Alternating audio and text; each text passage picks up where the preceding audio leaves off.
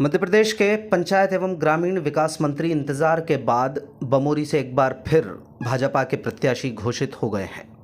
सिसोदिया ने खुद टिकट वितरण में हुई देरी की वजह बताई। उन्होंने बमोरी से पहली मर्तबा चुनाव लड़ रहे कांग्रेस प्रत्याशी ऋषि अग्रवाल के खिलाफ भी मोर्चा खोला।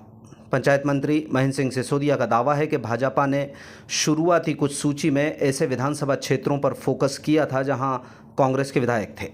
उनकी सीट पर भाजपा केंद्रीय चुनाव समिति की बैठक में मंथन ही नहीं हुआ था, इसलिए जैसे ही इस सीट पर चर्चा हुई पहली फुर्सत में उन्हें उम्मीदवार घोषित कर दिया गया। सिसोदिया के मुताबिक उनके टिकट को लेकर मीडिया और कुछ राजनेताओं ने गलत कयास लगाए थे, अनावश्यक रूप से तूल दिया था।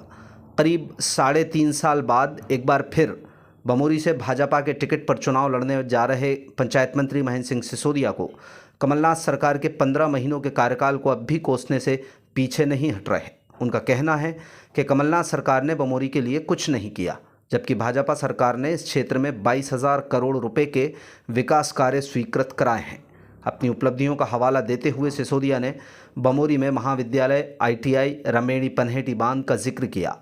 इसके अलावा बमोरी विधानसभा क्षेत्र से ही मध्य प्रदेश का सबसे पहला ऑक्सीजन प्लांट मजरे टोलों तक डामरीकरण को भी सिसोदिया अपनी उपलब्धि मानते हैं। कांग्रेस प्रत्याशी ऋषि अग्रवाल कितने असरदार होंगे, इस सवाल पर सिसोदिया ने दावा किया कि कांग्रेस के पास बमोरी में कोई दूसरा प्रत्याशी ही नहीं था।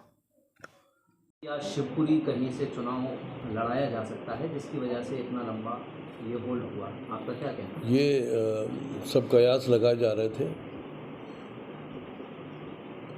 ये सच है कि डिले हुई है, मगर ये डिले का कारण ग्वालियर क्षेत्र, गुना संसदीय क्षेत्र में वही टिकलेट पार्टी ने डिक्लेयर किए थे जहां कांग्रेस के विधायक थे। 6 सीटों पे जब मीटिंग ही नहीं हुई थी तो डिक्लेरेशन कहाँ से हो जाता? तो कुछ नेताओं ने, कुछ मीडिया पर्सन्स ने कुछ भी कयास लगाकर इसको तूल पकड़ाया गया, जबकि ऐसा कुछ नहीं था। प्रदेश में अब क्या रणनीति रहेगी? भारतीय जनता पार्टी की सरकार बननी है, वो एक ही रणनीति है जो हमारी केंद्र की सरकार ने, मध्य प्रदेश की सरकार ने जो हमारी योजनाएं हैं, जो गरीबों के हितग्राही मूलक योजनाएं जो चालू की हैं, उन सबको लेकर, विकास को आगे लेकर और एक अच्छी सरकार को आगे लेकर मध्य प्रदेश में बीजेपी की सरकार बनाएगी। प्रदेश में जो बड़े सांसदों को और इन लोगों को जो टिकट दिए हैं उनके क्या कारण? पार्टी के लिए कोई बड़ा छोटा नहीं होता, चाहे बड़ा नेता हो चाहे छोटा हो, सब बराबर के होते हैं। जो पार्टी का कार्यकर्ता होता है उसको कोई भी जिम्मेदारी दी जा सकती है, ये पार्टी का अधिकार है और हम सबका अधिकार है उसको स्वीकार करना। बमोरी और क्या नए प्रयासकारी रही? बमोरी में पिछले 3.5 वर्षों में, चूँकि 15 माह का कार्यकाल जो कमलनाथ जी की सरकार में था, उस कार्यकाल को मैं मानता नहीं हूँ, क्योंकि पूरा पैसा उन्होंने दूसरे क्षेत्रों में खर्च किया और बमोरी को अछूता रखा। मगर 3.5 साल के शासन में भारतीय जनता पार्टी के 22 से 20 हज़ार करोड़ के काम हमने कराए हैं। आज ऐसी कोई चीज़ नहीं है बमोरी में जहाँ बमोरी में ना हमने स्वीकृत कराई हो, चाहे वो 30 बेडेड हॉस्पिटल्स हों, और एक जगह नहीं, 30 बेडेड म्याना में, 30 बेडेड मार्की मऊ में, 30 बेडेड बमोरी में। मध्य प्रदेश का सबसे पहला ऑक्सीजन प्लांट भी अगर लगा है तो बमोरी में लगा है।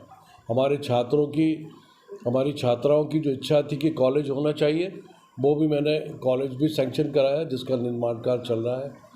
किसानों की सिंचाई के लिए, पानी पीने के लिए ग्वालटोलिया और पनेटी जैसे डैमों को हमने स्वीकृत कराया, जिसका काम ग्वालटोलिया का प्रारंभ हो गया है और पनेटी के टेंडर्स लगने की प्रक्रिया जारी है। सड़कों का जाल हमने पूरे बिछाया है, और विशेष रूप से मेरी जो विभाग की योजना थी NRCP योजना, जिसमें मजरे टोलों तक हमने डामरीकरण की सड़कें बनवा के दी हैं, वो योजना भी 100 करोड़ की योजना है। तो आज मैं कह सकता हूँ कि बमोरी मध्य प्रदेश की किसी भी विधानसभा से कम नहीं है। इस तीव्रता से हमने विकास किया है, और जनता अगर मुझे पुनः मौका देती है तो मैं निश्चित रूप से अगले पंचवर्षीय में एक उद्योग स्थापित करूंगा, जो कृषि आधारित उद्योग होगा, जिसमें कृषकों की फसल को रॉ मटेरियल के रूप में यूज़ करेंगे, और उसमें एम्प्लॉयमेंट के लिए छात्रों को और छात्राओं को टेक्निकल एजुकेशन के माध्यम से हम उनको रोज़गार उपलब्ध कराएंगे।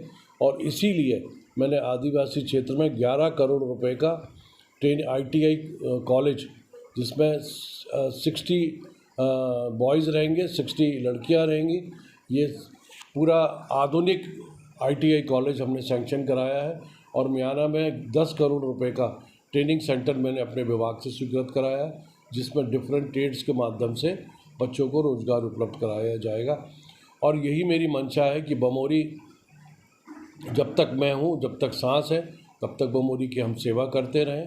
और जहाँ तक बात है कांग्रेस प्रत्याशी की, ये सारे लोग जानते हैं कि कांग्रेस के पास कोई प्रत्याशी नहीं था।